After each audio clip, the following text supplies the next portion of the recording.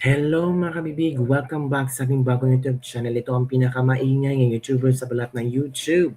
Ako si Kabibig, maglabag-labag na tayo with evidence sa lahat na nagbigay ng something blessings to me. Salamat po talaga kasi malaking tulong po yun sa aking pamilya. And speaking of blessing, meron pa daw nakatanggap ng mali-maletang kickbacks? Naku po, para yatang may pasabog na rin si Senator Ping Lacson na bagong sangkot sa controversial na flood control projects. Parang may pangalang General Torre. Naku po, ano ba naman yan? Pati si General Torre sangkot na rin? Nako kabibig.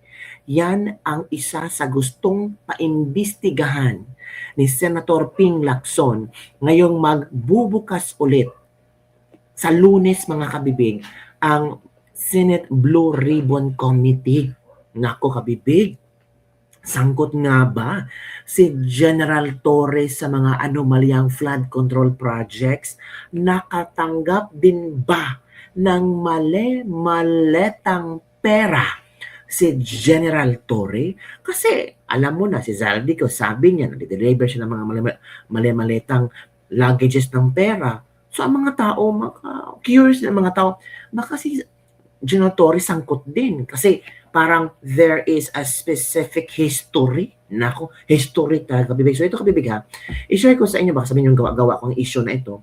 Ito kabibig oh, nakita at nabasa at pinag-uusapan ito ngayon. Ito oh, ikinagulat daw ni Senate President Pro Tempore at Chairman ng Senate Blue Ribbon Committee na si Panfilo Ping Lacson ang pagbanggit ni dating Department of Public Works and Highways DPWH Undersecretary Roberto Bernardo kay dating Philippine National Police PNP Chief at ngayon General Manager ng Metro Manila Development Authority or MMDA na si Nicholas Torre III sa issue ng flood control projects. Sabi ni Ping Lacson, hinggil sa naikwento ni dating DPWH USEC Roberto Bernardo, sabi niya, sinabi sa kanya pwedeng mag-seek ng sanctuary kung gusto niya. Pero paglabas niya doon sa pinanggalingan niya, nakita niya si General Nicholas Torre III. Umatras siya. Doon na lang ako kay Senator Lacson. Hindi siya pumayag na magpa-custody kay General Torre. Hindi ko nga alam. It was a big and still a big wonder sa akin. Bakit nakasama sa picture or sa eksena si General Torre? Naku po kabibig. Naku, another side of the story. Laglaga na ba ito kabibig? Naku, sabi ng iba, naku, si Martin Romualdez pa iimbestigahan na rin sa Senate Blue Ribbon Committee. Ngayon may bago na namang pangalang lumitaw, si General Torre, na kung saan si Bernardo takot na maging custody o na doon siya magpa-custodiya ni General Torre. Anong meron? Nag-wonder si Ping Lacson. Anong meron kay Torre? Bakit takot si Bernardo? Naku, kabibig.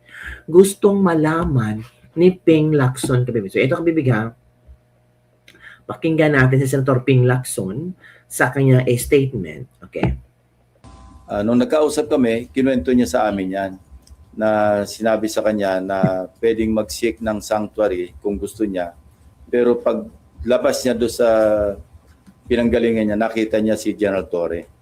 Umatras siya. Sabi niya, doon na lang ako kay Senator Lacson. Although he was not under my direct custody at that time. So nakita niya mismo at hindi siya pumayag na magpa-custody kay General Torre. Hindi ko alam. It was a big and still a big wonder sa akin. Bakit napasok sa picture o sa scene, sa eksena, si General Torre? Tama. Sir, papatawag niyo po si General Torre? Hindi pa. Gusto mo natin marinig kay Yusek Bernardo. Although nasabi niya na sa akin yan, hindi niya palang na-testify. Pero nasabi na, hindi lang sa akin, kundi sa harap mismo ng aking mga kasamang abogado. At meron din siyang kasama noong naikwento niya. Nagulat nga rin ako. Hindi na, that time. Hindi pa rin siya Kaya nga MMDA. sir, anong authority niya para... Hindi ko alam. Hindi ko alam. Halaka. Parang there's something fishy going on, mga kabibig. Nako, again nga, ano ang komento ng ating mga netizen? Mas trustworthy si Gentor kay ni Coraping Baliling. Nagmamanman na si Gentor kung nandyan ba si Bato. Kapag tiwalaan si General Torre matapang at may panindigan. Oo, sabi ng mga netizen, may demolition jump agad kay General Torre. Mas may tiwala naman kami kay General Torre kaysa sa Yulacson. Oo, yan ha. Ang ibang tao nagsabi nga, sige pa, again nga, pakinggan natin. Nung nagkausap kami, kinuwento niya sa amin yan na sinabi sa kanya na pwedeng mag-seek ng sanctuary kung gusto niya. Pero pag labas niya doon sa pinanggalingan niya, nakita niya si General Torre. Umatras siya. Sabi niya, doon na lang ako kay Senator Lacson. Although he was not under my direct custody at that time. So nakita niya mismo at hindi siya pumayag na magpa-custody kay General Torre. Hindi ko nga alam. It was a big and still a big wonder sa akin. Bakit napasok sa picture o sa scene, sa eksena, si General Torre? Sir, papatawag niyo po si General Torre? Hindi pa. Gusto mo natin marinig kay Yusek Bernardo. Although nasabi niya na sa akin yan, hindi niya palang na-testify.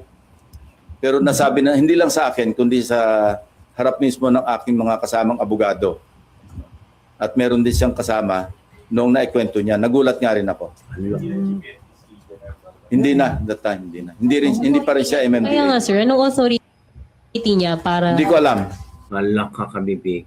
O yun ha, narinig nyo si Senator Ping Lacson na ipapatawag din itong si General Torre, mga kabibig. Naku po, the story, tawag dito, parang lumalalim ang istorya, mga kabibig. Diba? Nung una sinabi ni Ping Lacson na si Romualdez ipapatawag. Posible bang ipapatawag si Romualdez? Kasi kinokonekta si Romualdez sa mga Diskaya. Dahil daw, ginamit naging third party ba, si Diskaya to buy a certain lot or property. Ako kabibig, parang nakikita na natin yung mga mga liko-liko istorya, yung mga konektado from this person to another person, pati si Torre parang nasangkot na. Halaka, dawit na sa flood control issue si General Torre, nabanggit ni Bernardo, mga kabibig. Tama nga ang tama nga ang tanong ng isang newscaster. Bakit siya nandoon, 'di ba? 'Di ba? Ano bang ginagawa niya doon? 'Di ba? Sabi ni General Lacson, gusto muna nating marinig kay Yusek Bernardo, although nasabi niya sa akin yan. Hindi pa lang niya na-testify. Hindi lang sa akin, kundi sa harap mismo ng aking mga kasamahang abogado. At meron na siyang kasama nung naikwento niya. Kaya nagulat rin ako. Naku po. Ano kaya maging sagot ito ni General Torre, mga kabibig? And speaking of General Torre, and speaking of BBM, ako si BBM, mga kabibig, may bago na namang padrama si BBM. Di ba? Ito ang sabi ni BBM ngayon, kabibig. Ito, I don't know kung maniniwala ba kayo, kabibig, pero iba.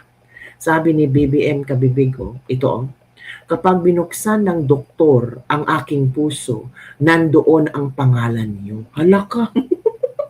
Ano ba naman itong bagong pakulo? Oy, si Torre, nadawit na sa flood control, na-mention na ang pangalan niya ni Bernardo.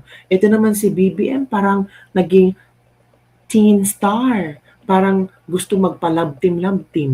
Kapag binuksan ng doktor ang aking puso, nandoon ang pangalan niyo. Uy, ano ang inyong reaction dito? Parang kinikilig ako. Kinikilig ka. Para baka sa sobrang high, ikaw talaga ha. Baka nagniwi-ngiwi dyan sa sobrang kinilig ka sa statement ni BBM. Para pambawi ba, panglubag loob sa ating mga netizen. Akala ni BBM na malubag-lubag pang ating loob. Akala ni BBM through his words ay tataas ang kanyang trust ratings. Ay nako ka, BBM, wag na. Huwag na yung buksan-buksan ang puso. Naku. Ito kabibig ha, may isa akong video mga kabibig, i-share ko sa inyo and I'm sure magre-react din kayo, either you agree or disagree. Ito ha, aside from buksan ni Bibi Makiyang puso, makinig tayo dito. Hirap nang makabawi si ni Bibi. Former Speaker Martin Romualdez. Yun ang rason na talagang bumulusok, no, at hindi na yan makakabawi sa tingin ko. Dahil nakalipas na po ang mahigit 3 taon na termino po ng kasalukuyang administrasyon at kalitwat kanan na rin po yung mga survey na lumalabas at nananatili pa rin po sa lahat ng mga matatas na opisyal ng ating gobyerno. Vice President Sara ang may pinakamataas na grado, ratings, mapatras, approval, o di kay performance compare sa atin pong presidente na kung kukunin yung net trust, net rating po niya negatibo. Kumbaga sa Bisaya pa utangan pa siya, no? So by EB, ano ba ang nakikita ninyo na possible na nakakaapekto dito sa rating ng kasalukuyang administrasyon ng presidente natin yan? Well, unang-una, let me bring to you nung unang umupo itong si Bongbong Marcos na napakataas ng kanyang trust and approval rating, no, on the back of the success of the unit team, no, yung tambalan nila ni VP Sara. After that, noong nakita na at sinimulan na ang pag-atake kay VP Sara, especially doon sa mid-2023, doon na nag-umpisa na bumulusok yung ratings ni Bongbong Marcos. Minsan bahagyang tumataas, pero ang trend niya kung titingnan mo yung graph, no, ang chart, ay talagang bumaba at bumulusok hanggang doon na nga sa impeachment ni VP Sara noong February 5, 2025 at hanggang bumulusok ulit, no, ng sobra-sobra doon sa March 11 na kidnapping ni former President Rodrigo Duterte. At mula noon, hindi na nakakabangon itong si Bongbong Marcos dahil besides nakita ng mga tao na pamulitika ang ginawa nitong si Bongbong Marcos, lalong-lalo na yung ginawa niyang instrumento dyan ay yung kanyang pinsan who was then Speaker of the House. And along that pamumulitika ay nakita at naobserbahan na rin ang corruption ng administrasyon ni Bongbong Marcos at hindi lang ang korupsyon, kung hindi, yung wala talaga tayong nakikitang very major projects at mga makabuluhang mga programa kung saan na-address ang concerns ng mga Pilipino, lalong-lalo na yung inflation, yung mga failed promises niya, yun na yun. At yung parang final nail in BBM's ratings coffin, yung final na ano ba yun, yung nail sa kanyang kabaong, no, ito na ngang corruption na sinimulan niya at akala niya he can control the narrative na siya yung hero, nag-backfire sa kanila at hindi na ngayon niya, it's spiraling out of control ang corruption na ito at nabalatan halos lahat na. At dito natin nakikita na buong gobyerno pala ay isang parang criminal organization na kung titingnan natin, no, absent the hard evidence, circumstantial lang at yung mga nakikita at naobserbahan natin na ang mga masterminds ay talagang si Bongbong Marcos at si former Speaker Martin Romualdez. Yun ang rason na talagang bumulusok, no, at hindi na yan makakabawi sa tingin ko. Admar and NJ. Opo, pero nakita nyo ba sa mahigit 3 taong pamumuno na kumbaga umabot ba sa punto na uy, makakabawi na sana ito or pwedeng bumawi ito or may dapat gawin, makakabawi sana ito para mapaganda yung kanyang imahe by EB? Wala akong nakita, no, MJ, no, sa ngayon, no, looking back, again, sabi nila nga, hindsight is always 2020. Kasi nga, ito na ngayon, yung mga suspetsya natin noon, Imagine, no, ang nag-umpisa dyan towards the end of 2023 was the fake People's Initiative, no? Kung saan nag-promise itong sina Martin Romualdez ng ayuda para lang pumirma at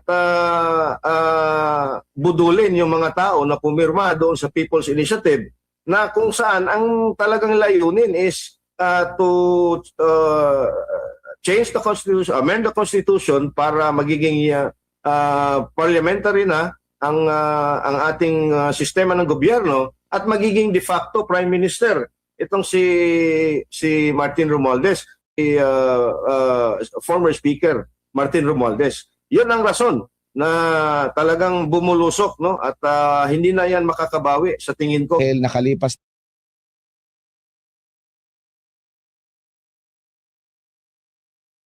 Yun kabibig, klarong-klaro naman dyan yung sinabi ni Ed, di ba? Kaya nga sabi ni BBM, mga kabibig, kung bubuksan man ang kayang puso, kung bubuksan man ang kayang puso ng doktor, ang aking puso, nandun ang pangalan ninyo. Di ba? O anong reaction nyo dito? Ito, kinikilig ako sa kabubuhan nito, sabi ni Tao sa Lukay. Kalami igod dabdaba ning munong para bubuto ka. Baka maleta, oh. Patingin ang pangalan ko dyan. Medyo tagalan nyo ha, pag sarado. Ang VAT nasa puso yan, ang tax nasa pinsan niya. Hala. Pangalan sa nakatanggap ng maleta. Hala, ng bola. Maleta ng laman yan. Pangalan ng maleta meron. Hallucinations naman si Bangag. Nakasulat ang ilang pang maleta pa more. How poetic naman. Ito. Kung i-open ang heart surgery yan, puro anomalya ang nasa loob niyan. Flood control, PhilHealth, at pa-more. Uy, tingnan nyo. Nagdrama-drama si BBM. Tingnan nyo mga komento ng tao. Lutang na talaga. Kasya ba mga pangalan namin sa puso mo? Drama? Anong title nito? Maleta na nakita ko ugok. Maleta makita. Nasusuka ako.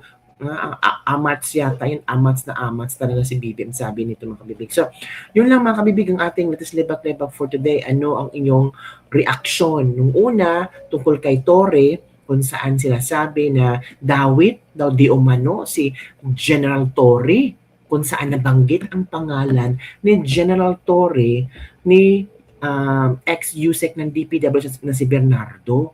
Ano kayang kinalaman ni General Torre sa mga flood control projects, mga anomalies? Isa ba si General Torre tumanggap ng mga male-maletang pera? Naku po, sana masagot ito ni General Torre, sana mabigyan niya ng linaw para hindi mapasama ang kanyang imahe ngayong lalo na naging general manager na siya ng MMDA.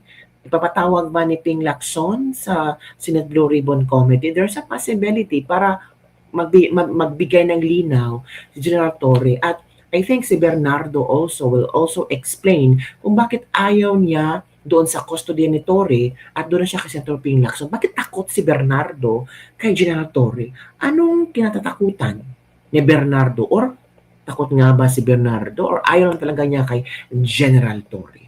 Yun lang po kapabig. Don't forget to like, subscribe, and share this video para sa mga latest trending news nating pag-usap-usapan. Bye everyone! See you next time!